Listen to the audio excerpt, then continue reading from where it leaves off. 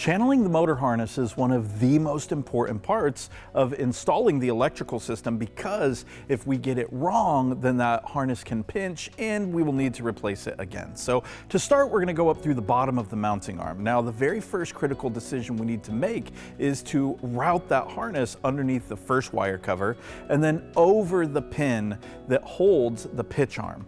The reason for this is if we go behind the pin, then when the arm articulates, that is going to be a pitch point. So make sure that it is routed above the pin so we can see it and it is not behind.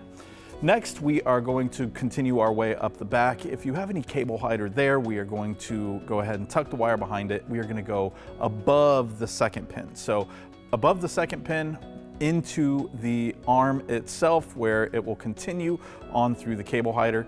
Now here you're going to have another pin that's holding the strut in place, and I recommend you channel it to either the left or the right side. We don't want it to be underneath.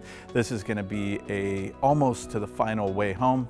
Finally, as we come up to the pin where the strut is held, I recommend that you channel it to either the left or the right side and not directly underneath it if possible. This is going to be a good way to keep it away from pinch points, and it is going to be almost all the way to the motor, just under this last cable hider, all the way up to the motor, and this is how you properly channel your motor harness.